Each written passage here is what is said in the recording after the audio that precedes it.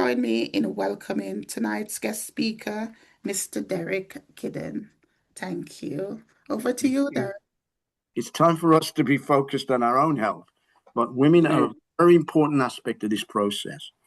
With regard to me, I don't actually and I haven't had prostate cancer by the grace of God, but I actually have an enlarged prostate. I'm over 50 just. I know I don't look it, but the thing is, I have an enlarged prostate.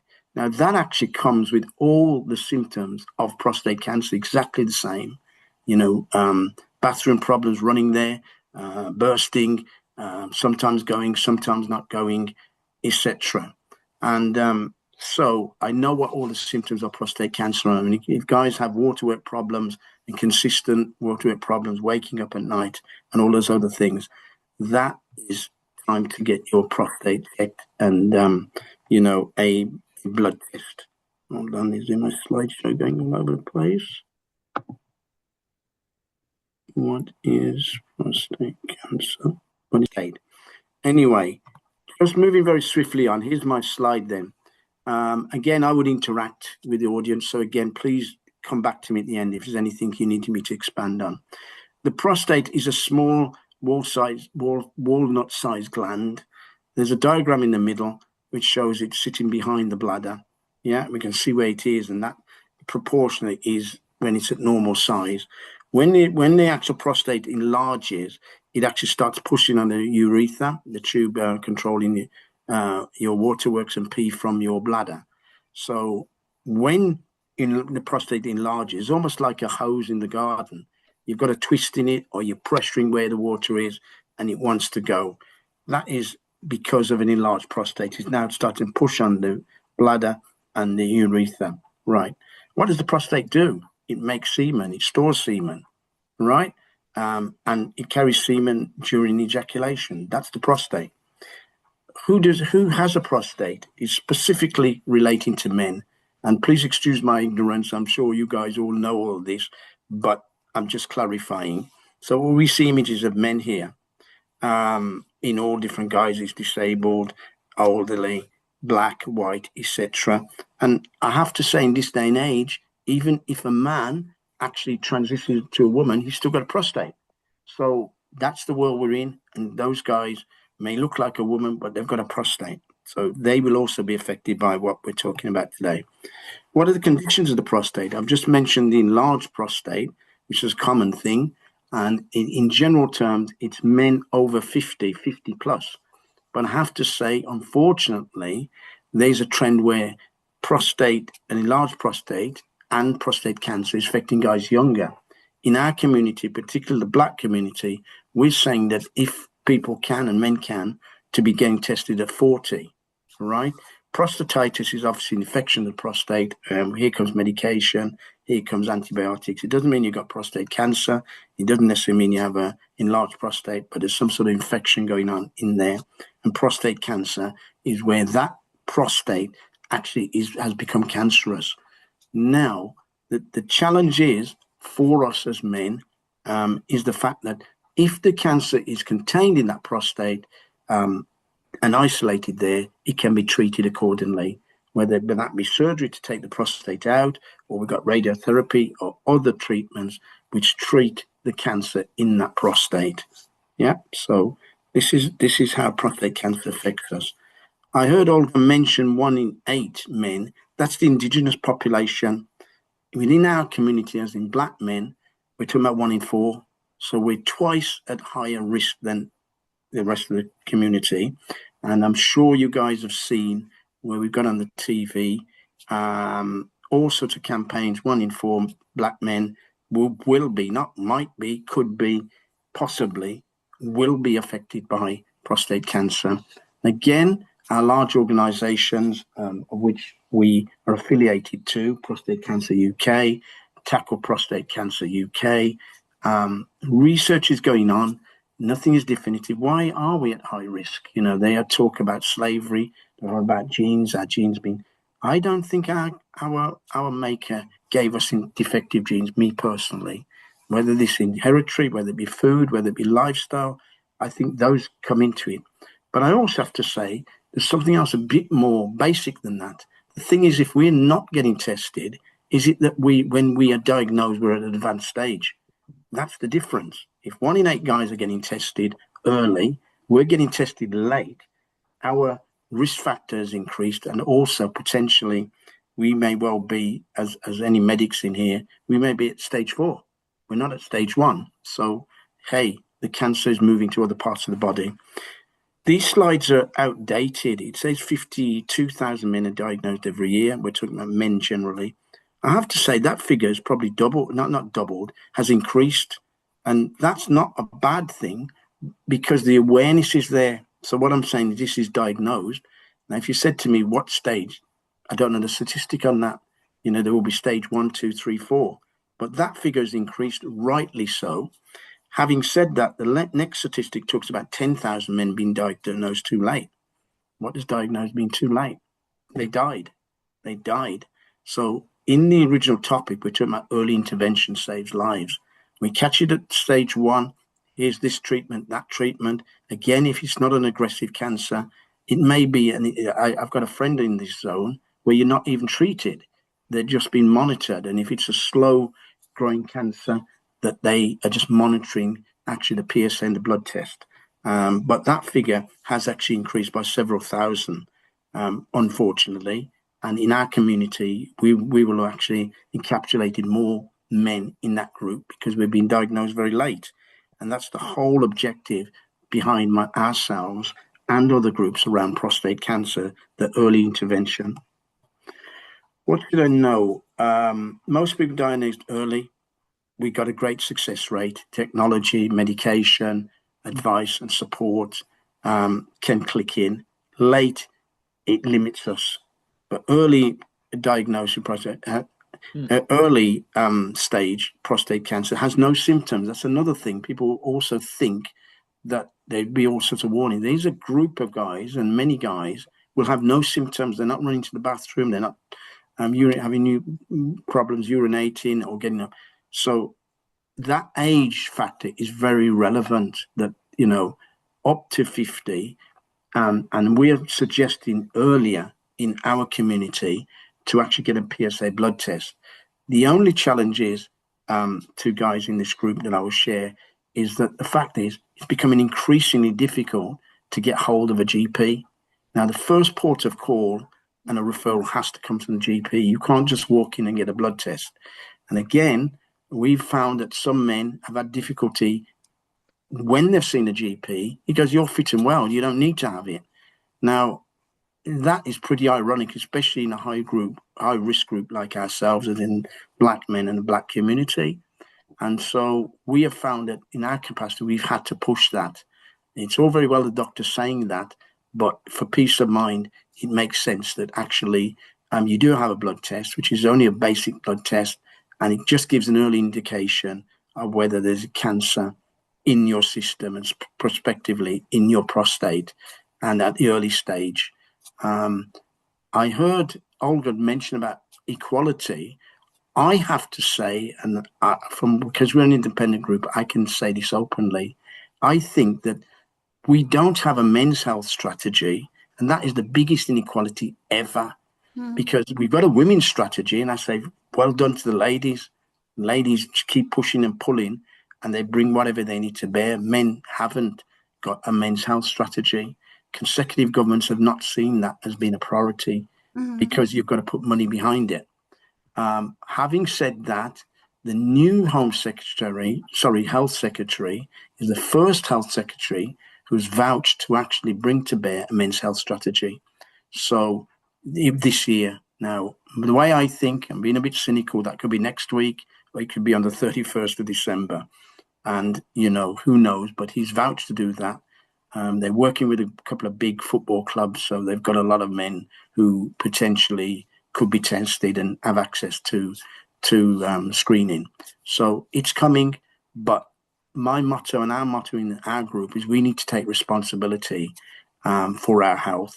Right, too many men are dropping off. I know several guys who I went to school with who are no longer here. They never told anybody. They never got tested. They got cancer. It was an advanced stage, and they died. So, we cannot sit here thinking about the Home Secretary and his health strategy. We need to have our own strategy as a community. I didn't even really remember this slide said it's vital men at risk do not wait for symptoms before speaking to their GP. So that's actually something that we need to embrace. Who's at risk? I mentioned this about age. I think, and again, I hear many men talk about a men's MOT, and that is once a year. I personally have to think, and as a group, that potentially we should have probably 2 tests in the whole year. For the cost of it, it's nominal. We're talking pounds, but beyond a certain age. I think our age is 40. That should drop to 45 in our Black community. A couple of things on the risk. In the past, relatives died, they didn't even know. Men died, and it was all waterwork problems, or, we don't really know, a mysteriously illness, but it was potentially prostate cancer. And again, if you have men in your bloodline, your dad, your brother, your granddad, and all that, who died of those, you're at a higher risk than even men generally. I also want to emphasize, if you also had women who had cancer on the women's side, that's also a risk factor. So women, here comes breast cancer, here comes cervical, here comes all sorts of other cancers that women have had. That should also be taken into account. So again, if people are speaking to doctors, you need to emphasize we're at a higher risk anyway, but I have, a risk of cancer in my family from whichever side, or could be both sides, and to push the issue. GPs are renowned for, being a bit blasé with certain things. I'm not necessarily saying with Black community, but, there's nothing to worry about. You haven't got no symptoms. We're saying research tells us there is a group of men around who have no symptoms whatsoever, who have prostate cancer. So, we need to push that issue. This slide is actually just picking up on what I said here. 1 in 4 Black men, and the history part of that. Via prostate cancer, and this is a really useful tool that actually you can check your risk, and this is very easy, very user-friendly. You go onto the QR code, it takes you into the website, you put certain factors in, and you become on the radar. And again, one of those categories is around our ethnicity. And again, it's a very user-friendly tool to prompt us to get blood tested and speak to our GPs, etc., etc. So again, we need to embrace the technology. I'm going to just quickly talk about PSA blood test, and this stands for prostate specific antigen. And basically, it's a basic blood test which will be done at the surgery. A nurse will do it under controlled conditions. She's qualified and experienced to do that. It gets sent off to the lab, and you end up with a number. Now, depending on what that number is, it means, everything's okay. Your PSA or your blood, your PSA is higher than it should be. There could be something here, and it could be that it's excessive. You need urgent intervention. So we've heard all the sort of things around blood tests. Oh, they're not that accurate. Actually, in medical terms, it's 75% accurate. We've heard of positive, negative positives, positive negatives, and all of that. It ain't that accurate. Do not be put off by that. And I think, being honest, Black guys, with the drop of a pin, look for an excuse not to do it. But actually, 75% medically is very, very high. I can assure you. There's lots of other things we do which has much lower accuracy than that. But this is just a very basic test, and it's our right at 50. We think it should be 45. And we've known of guys in their 30s have prostate cancer. And for whatever reason, I don't know if it's our lifestyle, I don't know if it's our food, our nutrition, but a lot of medical conditions is coming on to us earlier. So, we need to get to grips with this. I'm going to say that actually the finger up bum, which then also puts a lot of guys, Black guys off in particular, is also a bit farcical. Because what I've said at meetings, this is a medical person, a man, a woman, they use gloves, and they're just getting a take on the whether your prostate is hard or soft, which gives them an indication of whether potentially, whether there's any prostate cancer going on. Who's to say that doctor is gay or that woman in doctor is messing about with you. And again, the thing is, the frequency guys go to see a doctor, I wouldn't worry about that. Black guys are talking to see a doctor 2, 3, 4 years. So I'm not too sure how many doctors going to be setting on you. But that is going, as technology goes on, it will not be finger up bum. It will be more sophisticated than that. I mean, I will have to say an MRI scan is more accurate because you can actually see the areas where cancer potentially are, but it costs a bit more. So that is why the NHS is refraining from doing that, at least in the first case, unless they pick up definite signs that prostate cancer exists. Here's some myths, and prostate cancer is not a good cancer to get. It's absolutely not. It's cancer, and the challenge with that is that when it's isolated in the prostate, that's great. When it starts to move off into other organs, now we're in trouble in terms of treating it in bones, in major organs, etc. So prostate cancer is not a good cancer. So let's burst that one. Secondly, as I've said, my GP will invite me for a test. No, he won't. You're not on any screening program. There's no screening program for men. All men are at the same risk. They're not. I've just broke that down. There were twice as we have, our risk is twice as high as the indigenous population. So that's significant. I shouldn't bother my doctor unless I have symptoms. Remember what I said? Some guys don't have any symptoms. But I think the age point is something just to get peace of mind. And again, it is your right at 50 to get that done. But sometimes guys have had to push the issue. And again, if people need support and that, we can do that. Because I think doctors don't take lightly to, well, this person at high risk, if this person dies or ends up having prostate cancer, are you prepared to take that risk? Doctors don't like that sort of threat. So you'll find you'll get an urgent appointment. I've said to you that figure's gone up 10,000, which is good. That means more guys are being diagnosed. There's no screening program. Black men are twice at risk. Early stage cancer probably has no symptoms. It may be just running for the bathroom a bit more than normal. Where can I get support? We can point, and part of what we offer is pointing guys to the right agency. We have a couple of guys in our group who work for various cancer organizations. And again, it's not unusual for people to contact them directly and get direct contact. As I said, your doctor may be limited in his knowledge. He may get a blood test organized, but we found initial diagnosis. You then get an initial diagnosis and you've got nobody to speak to. And also, I'll say when guys have had operations, the post-op is not very clever. We've had guys really suffer on the back of their operations and not been able to speak to anyone, just left hanging. So I've listed a few things here which do then have links to other places. But by all means, get in touch with us and we can point you to the right direction. I have just come to the end of what I want to say at the moment, and I'm opening up the forum for any questions from male or female. I know there's a few ladies in this group, and rightly so.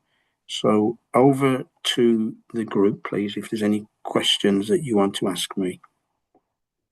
Thank you to Derek for the work he's doing. I had a diagnosis of prostate cancer 5 years ago.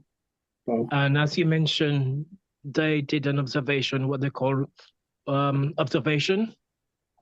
Yeah. For until last year when I had 3 consecutive reading that had increased consecutively. That's the time when they act, when they're doing active surveillance.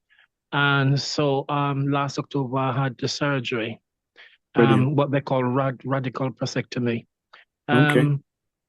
I have, I think with our black men thinking that a finger up the bum is something to be afraid of, then they can die with ignorance, because I think that's just ignorance on their part and lack of education. Brilliant. But the thing that concerns me is that for women, they have what they call the national screening for breast cancer, which is a normal thing for healthcare for women. For men, as you know, there's nothing like a national screening, which would be the ideal thing. Brilliant. And I've written to my MP, and she has guaranteed me that the National Screening Committee is making recommendations to the ministers for Yeah. a national screening program to be recommended for men for prostate cancer, which would be a great thing. I don't know if you're aware of that or you've heard of that Yeah, I mean, idea, but I that can would be just really make a good. I can just make a quick comment on that.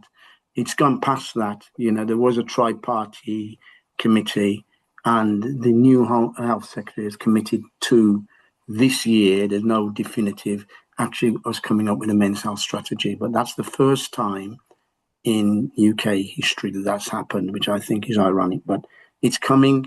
But we don't want us to sit back and wait until that happens. I don't want, because there will be guys who will drop off because of lack of ignorance, because of ignorancy and lack of action.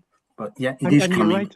you're right as well, Derek, because with me having the diagnosis, my son, who is 33, Yeah, is more at risk. And I had no symptoms. The only reason why I went for the PSA blood test was because somebody at my church had the diagnosis. His was really quite terminal, and he died some right. months after. And so I thought to myself, Yeah, I better go and get a PSA blood test. And so it is our responsibility as men yeah, to be taking some action towards our health. I mean, if you had a car, you would make sure that you have an MOT every year. brilliant. And so it is like for men, we should ensure that we have an MOT at least yearly. Yes. I mean, I will just add to that is that I think at a certain age we could have two, because a year is also a long time. But let us get the men's health strategy into place, and then we're going to push and pull. You know, maybe guys over 50 or 60 should be having two tests a year. But that's my personal opinion. But no, brilliant. Thank you very much for that feedback. Thank you. Thank you so much, Michael. Michael was very active and engaging at our recent Royal College of Nursing Congress when he stood out going on the podium and spoke so much about his lived experience with prostate cancer. And since then, Michael has been I notice he's in magazines, he's been in a lot of on the Brilliant. internet promoting that. So, Michael, thanks very much for the work you're doing. And you know, with prostate cancer, we really appreciate you. I think there are a few more questions, and someone has asked, please, can regular sex help men in marriage, and can it reduce the level of having cancer? Well, I'm no expert on this, but I have to say we got a GP who's on our committee, and it actually happens to be a lady, but she doesn't come into any meetings. And she recently did a talk which was sexual intimacy and mental health. And one of the points she actually said, don't ask me to what extent, I'm not going to be quoted on this, but actually that regular sex can actually reduce prostate cancer, right? Because basically you're ejaculating. Remember, the prostate actually stores semen, but that's about as far as it goes. I don't know if there's been any definitive research on that, but it has been said by several quarters that it can marginally reduce prostate cancer. Great. Thank you so much for answering that, Derek. Another question. Why does prostate cancer affect Black men more than their white counterparts? Yeah, I have to say, and again, being independent, we can flex and we can say whatever we want. These large organizations, Prostate Cancer UK, and Tackle and others, we've had millions, you should be able to come up with some answers. At the moment, we haven't. It almost appears that we've got some sort of defective gene. I'm not of that accord. I think that where our risk is higher is Hmm. we're diagnosed too late. That's me personally. I don't think our maker would give one race defective genes, and that is not, and that would be us. And I don't believe that one. The research errs on that. I don't want us to subscribe to that. I really want us to get diagnosed early and deal with prostate cancer early. Hopefully, some research will come out somewhere down the line. I mean, I will also have to say that some excellent stuff on YouTube around our diet, around our lifestyle that potentially could affect our prostate and prostate cancer. So that's for us to do our own due diligence. I haven't got the actual answers on that. Millions is spent on that, and we haven't got anything definitive for the department. We're at a higher risk. But I think we're diagnosed too late. That's why so many of us, so many men are dropping off. Thanks for that answer. Is there any questions throwing this out? Somebody said, one person said it could be lack of awareness, fear or stigma, mistrusting the health system, not talking about it, or access to screening, as you've mentioned. Derek and Mike has mentioned as well. I was just going to say, Olga, actually, all of those do affect decisions to take some action, and that action could be a simple blood test. Yeah. I've just seen my friend Tony Kelly. Hi, Tony. Yes, I think all of the above. And the thing is, I realize we could have the best programs and screening and all of that, but then will men buy into it? And I realize the biggest thing we need to influence and change is our mindset. So if we have a more positive attitude towards good health, that means we'll take action. It doesn't mean women badgering us or nagging us to do that. We would do that as men. So, I'm just saying that there's a change of mindset when it comes to health. I mean, we all say health is our wealth, and but without good health, we've got nothing. So we need to look after this temple. We need to really seriously look at, for far too long, we've been beholden to the system. The system says jump. The system says has this pill for that and this and that. And don't get me wrong, maybe that has its place. But I look at natural intervention first rather than just pill popping. What worries me about medication to a certain extent is the side effects and the cocktail of side effects, which then I think creates other issues as well. But yeah, ignorance in all of those things actually stops us making good informed decisions, Yeah, thanks very much, Derek. I've got 3 questions sent to me by someone who could not participate in this program. The first question is, what advice do you have for wives of prostate cancer sufferers? Yeah, well, The it is what I second- actually... Sorry? Do you want to answer them one by one? I should give you the 3. Oh, no, I'll answer that one. I'll answer them one by one. Okay, right. What I want to say is let the women keep doing what they're doing. I think, there's a breakdown and the man is being emancipated, just the way society has become.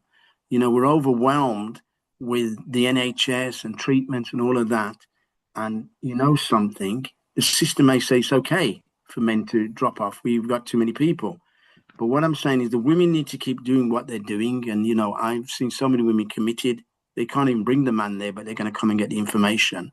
So women are very important in terms of encouraging men and directing them, bringing the information back, and keep on the case. Keep on the case. I think there's a number of issues around black men in particular, bury their head in the sand. I'm the big man, big and tough. So when it comes to health, this is not time to be big and tough because you may not be here next year. And I see a breakdown in society in terms of men, leading their families. I see men not in our communities who then should be in our communities. I see men not in jobs. I see men, absent from their families and their children. So this is a biggie in terms of our community. Let's take this very seriously. We use the adage about health is our wealth and all of this, but let us really take this very seriously. Without health, we got nothing. It doesn't matter the money, it doesn't matter the big car, it doesn't matter about the car, about the house. So no, women, keep doing what you're doing. I mean, that's one thing I never saw, but as I went along, I saw women totally committed and focused around helping and encourage their men to go and do that simple blood test in the very beginning, even if it was just for peace of mind. Yeah, forget the fingering bomb. Let's leave that. But let's get a basic blood test done and let's see where we go from there. Sorry, Tony, what's the next question? This is a personal question. Apart from encouraging them to do the PSA test, What other things do you think they could do to support their husbands? I think, as I mentioned early on, I think there's something that is prompting me in terms of us looking at diet and nutrition. I'm not going to say definitively, but there's some great clips. And funny enough, a lot of them are women doctors. And I'm saying that we're in a world where the world is at our fingertips. And I'm saying, let us go and check out the information, double check it. Consultants are telling you this or that. I went along to something yesterday regarding prostate cancer, and it was coping strategies. And it was actually the guy had got a lot of this information from the internet. He'd researched it. So, women and men, I would go and do your own due diligence. Don't just take any rubbish what this one is saying and that one's saying, right? Consultants and doctors have a place, but I think they've had it all their own way that they're leading us like lost sheep, and where they're leading to us, where they're leading us to. So if it's women and men, let us get the information and then we can make informed decisions. I mean, the thing is, I've heard guys say that some consultants have said to them, oh, we're going to whip out your prostate cancer. And I said, hey, is this a technical medical term? If somebody's talking like that, I'm wondering, I don't think I want somebody like that operating on me. That's me, right? Because I'm not an animal. I'm not, a piece of meat. You're talking about whipping out, right? But up for far too long, these guys have not been questioned. But also, our guys in the know say that actually, any surgeon going to do anything, his information is out there in the internet. Is he good at what he does? Does he know what he's doing? Is he just finished med school, or has he done 50 years? Yeah. So let us do our own due diligence. That's what I'm saying. Everything is out here now, but we've got to take time out to get that information. Then we can make good informed decisions. Right. Thank you. This guy says he doesn't have recourse to public funds, so he is afraid to approach the GP. Is there any other means of testing apart from the PSA? Things are coming. I will be honest with you. Probably as we speak, there are a number of things out there. There's swab testing, which again, certain events, they've been able to even get the results straight away. So, there are various self-testing kits as well. I mean, I think right now is questionable about the accuracy, but they are out there, via the internet. So there are various means that people could do that if necessary. What was his challenge then? What were you saying? He doesn't have a He GP, doesn't or have any GP. okay, He doesn't have a okay. GP, yeah. So he's asking if is there any other means of testing apart from PSA? Yes, there is. As I said, self-testing, and there Yeah. is swab testing as well. There is also, I mean, one of the things I was going to share was the fact that we've got a roadblock. We can't get a referral unless we go to GP.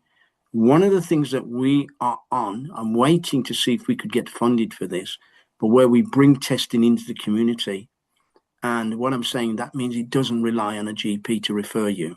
You could go along to a centre, you have qualified staff, phlebotomists, and it will be checked at a professional lab.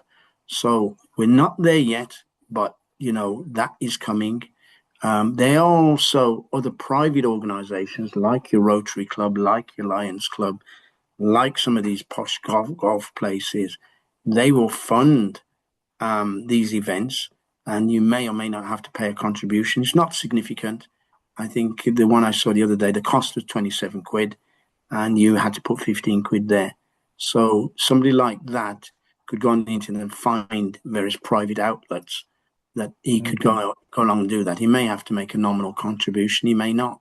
Some of them, you depend on their funding, you may not have to pay anything, but it doesn't rely on a doctor. It doesn't rely on a doctor referring you on to a nurse. Thank you very much, Derek. There's some more questions in the chat box. Dennis is asking, once diagnosed with prostate cancer, what are the different options for treatment? That's a whole another ball game, and I'm happy for you guys to send my number on to whoever. We did a prostate cancer awareness evening, which we've done for the last 2 years, and it's open to men and women. And one of the things that I decided to do in a collectively as a committee was to invite a number of guest speakers. And we had a guy who came in who very knowledgeable. I think he sits on various health executive boards, and he'd investigated all the different options. Yeah. So the only thing I want to share with everybody in this group, there are other options. People think it's just surgery. There's lots of a range of ones where you can actually treat the cancer if it's still in the prostate there, radiotherapy, proton beam, and other things, which actually, if it's isolated in the prostate, you know where the cancer is. Now, I will also say that the thing is, with the surgery, if they damage or they cut any nerves, may have erectile dysfunction issues. So that's why some guys opt for other options as well. If that sexual intimacy is an issue, his wife, his girlfriend, his partner, there are other options which are less risky to affect other functions. And I think everybody ahead of, and again, one thing I have to say, the NHS does not necessarily tell you about any other options. And so that is not cool from where I am. They make it seem as if that's the only option. I in the Midlands, I never heard of nerve saving. When I went on to Bristol, they call this operation nerve saving. And guess what? That's an objective. When we don't use nerve saving, are we worrying about those nerves? But we should. So my take on this is actually, it's not the system saying they're saving you. We also want quality of life. And sexual intimacy may well be that quality of life. And, some guys have been left with no sexual function. Yeah. And, they didn't even realize. So come on, you know what I mean? We need these guys to pull their socks up, and we're on it. We cannot instigate that. Myself and other forums will keep pushing for that. It's not just almost like a conveyor belt, next please, and those nerves are damaged. But there are other options. And again, if that is something important to you, that sexual function, you need to explore the other options. And, you can put that to doctors and GP, or I think we're almost in we're in a two-tier system. So again, you can pay for the other options if you want. I think for far too long, we're just beholden to the NHS, and you might have a year waiting list or 2 years, whereas you may be able to afford a private option. Thank you. I'm aware that there are some nurses on who might Yeah. have a few. I know Patty's on, Michael is on. I think I saw Dr. Finobe on earlier, but they're like active for surveillance. As Derek said, there are surgeries, there are radiation therapy, there are hormone therapy, chemotherapy, target therapy, and immunotherapy. There's also clinical trials. So all of these combined, as Derek said, you've got a lot of options out there that you can have a conversation with your consultant to ask about the best option for you and the stage at which you're at. So the next question is, let me see, make me sure. Once diagnosed, that was Derek. Chris O always asking, does chronic prostate affect the sex life of sufferers or only passing urine? I will say technically, and I think officially it doesn't. What I will say does is actually after you've had the operation, if the nerves that I mentioned, which control the erectile dysfunction, are damaged or cut, that will affect sexual function, the physical function. It means that potentially you may not be able to get an erection. But up until that stage, no, it shouldn't do. It actually shouldn't. One thing I just want to throw in was what Michael Lewis, I think, mentioned about active surveillance. And I just wanted to say on active surveillance, I've got a friend of mine and he's under that radar. Now, depending if the cancer is actually not aggressive, that comes under active surveillance. So they're not operated, they're not cut the prostate out, they're not even treating it. But it's not that aggressive. And that would mean you still would have sexual function. right? Because there hasn't been affected. But up until you have the operation or treatments, you won't be affected. But the main one that does affect sexual function tends to be the actual surgery. And if any of those nerves are damaged. And don't get me wrong, depending on how the prostate is, it may be that those nerves could be and would be damaged. But I will have to say to you, I had a friend of mine who recently had it done, and he mentioned nerve saving to his consultant, and his body language is all over the place. The consultant had never mentioned nerve saving. So guess what, guys? Do you think he was going to have nerve saving? Probably not, right? He was just getting the prostate out. Yeah. Okay. Next question. If nutritional measures could be adopted in the prevention of high blood pressure and diabetes, can nutritional measures be adopted too for the prevention of prostate cancer? Yep, I can answer that one. Absolutely. But Olga, I don't think we're there yet. That's the challenge with that. I think I've got other colleagues in here who can speak about diabetes, Mr. Kelly, and all of that, right? But the thing is, for prostate cancer, I believe that could be so. But I'm shaking my head because we're not there. All this money and millions in research. Why haven't we got anywhere with prostate cancer? Why do we as a group suffer? What are the medicinal remedies that could help us, or lifestyle, or all of the above? So I'm going to say affirmative. Yes, the potential is there. Yeah.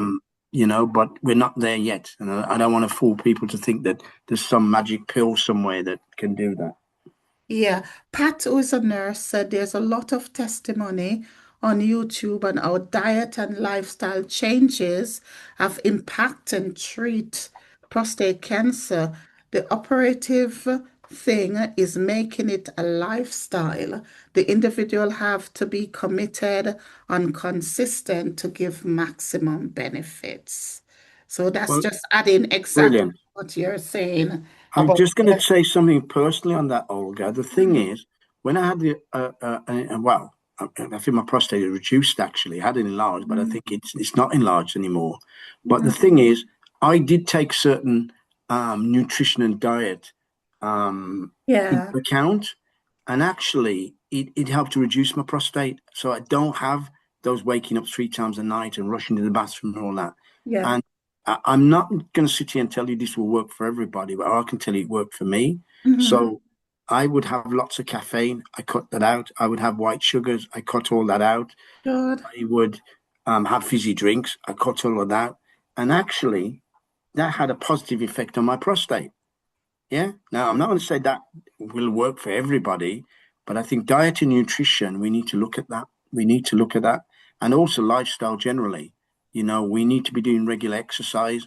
I'm not talking about running a marathon. I've got a few friends of mine, they get carried away. They're doing a marathon every week or a Yeah. half marathon, just for fun. I'm not purporting that whatsoever, but regular exercise, even every other day, should be part of our well-being. Cardiovascular, I mean, we got doctors and nurses probably here, and so we should be plugging into that. But what the nurse said there is correct. I'm a living testimony of that. Everything slowed right down when I took into account these things. A lot of them are not even proper sugars; they're artificial sugars, manufactured products, and they're all sort of e-formulas in those things, which have all sorts of effects as well. Yeah. And she also had just a comment that it has to be a holistic approach. So we have to look at it from the Yes. entire, holistically. Yes. I mean, one other thing I'll throw in before I get it, I think sleep is also a very important aspect. We're replenishing our cells as we sleep. And again, when people have sleep deprivation, it affects our whole body, guys. So this is not rocket science. We need to take these basic things into account. We don't need a doctor to tell us these things, right? I'd said, why aren't the NHS doing some basic programs? Yes. I might want to say, well, is there vested interest for people to be well? I'm not commenting. Absolutely. Any Derek, can more I quickly? questions? Sorry, Tony. Go ahead. Yeah, I was going to ask from you, are there different types of prostate cancer? What I mentioned is different aspects of prostate-related issues. So when I talk about enlarged prostate, guys above 50, the prostate seems to enlarge, full stop. Prostatitis is actually an infection of the prostate. It's not prostate cancer. And then we have prostate cancer itself. So the point I was alluding to is that early on was there are different stages, just like cancers, other cancers. There's a stage 1, 2, 3, 4. If we catch this at 1, we've got a better chance in treatment working and actually survival rate. Here comes 2, less. Here comes 3. Here comes 4. Ooh, that prostate, that cancer may be moving out of the prostate. Now we're in dangerous ground. So there's different stages of prostate cancer, stage 1, 2, 3, and 4. Ideally, we want to be catching this at 1. 1 is where we need to be. 2, yeah, we've got various treatments and support around that. But as that number increases, so does the risk. And again, we've had people who have had the operation done, and the cancer has moved, but they've been successfully treated. One of our guys has been successful for 9 years. Now, had he not been diagnosed, he probably wouldn't have been here. But with various treatment, chemo and all that, he's been here 9 years. So, things have advanced, not just in the UK, but generally. But prostate cancer is prostate cancer. The symptoms, as I said, an overactive bladder doesn't mean you've got prostate cancer. An enlarged prostate doesn't mean you've got prostate cancer. It actually doesn't. But I will say it's got the same symptoms. So guys need to take it seriously. Okay. One more, please. Sure. You said something about this alternative test to PSA. Can you expatiate on it and how it could be accessed? Yeah, I haven't explored that in entirety, but I know that when various groups, I think from the large organizations have gone to various other aspects of the community. I'm talking about the Asian community. They did some sort of swab testing. So the technology is there that actually on the back of the swab testing, what I liked about that, it sounded very interesting. I haven't explored it, but they could tell straight away whether they felt there was any risk of prostate cancer from the swab test. And basically what it meant is there was just taking a swab from in the mouth. So as we speak, going forward, it will not be necessarily finger up bum. It will be more sophisticated than that. So, but there's also some self-testing, and I don't think it's as intrusive as blood testing, because I think that would be dangerous for us to be poking ourselves with needles and trying to get a blood test, and then you've got to go and get tested, and again in the conditions. So there are things afoot, Tony. I haven't explored those in entirety. I knew the swabbing is involved, and I know there's some sort of self-testing. The self-testing does need a lab then to actually confirm something. So I'm not necessarily purporting to that. And even the swab testing, there has to be medical intervention to assess those swabs. So they just were less intrusive. And I think going forward, those will come to the front.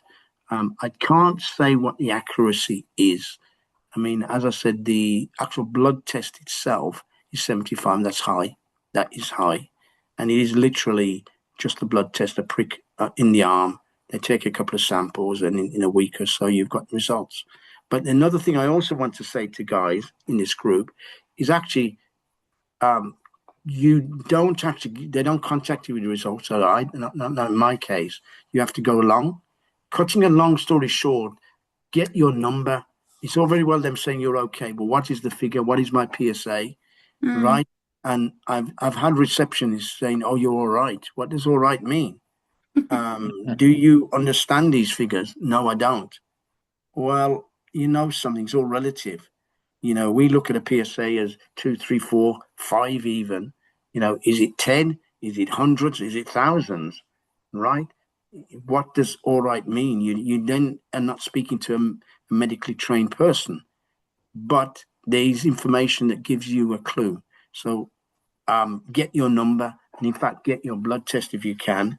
I think some people are saying they're not wanting us to get that information. And the other thing that it will be a pearl of wisdom, I'm suggesting everybody go and get the NHS app and download it to your phone so you've got instant access to your results, and it's all electronic. Instead of having to ask them and beg them, these are your results, for goodness sake.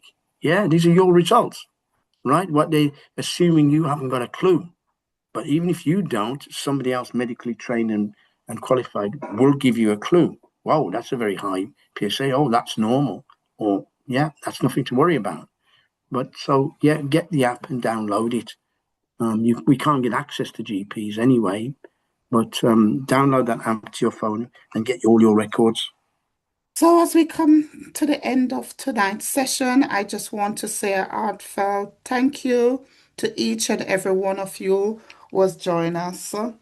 An incredible speaker, Derek, absolutely amazing.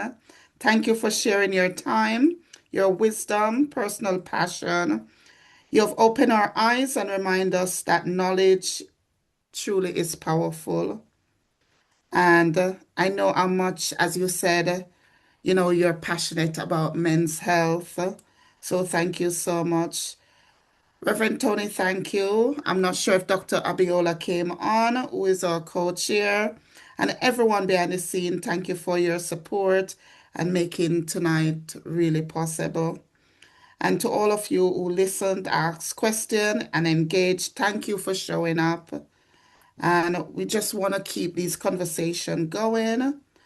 We just want to break silence. We just want to raise awareness. And we do this every and last Thursday of the month on the Come Let Us community project, which is coordinated by Reverend Tony. So let's keep the momentum going on. Next month, we've got another interesting topic for you all. And I'd say this before we leave, let's talk to our brothers, our sisters, our fathers, our sons. Let's get everyone engaged and help and ask questions. I mean, Mike came on and shared his lived experience. And we've got people asking a lot of questions. So may we continue to educate each other in the community. And thank you all for sharing this tonight. And we'll see you next month. Thank you so much. Thank you very much for the invitation, and it's been a pleasure speaking to you all.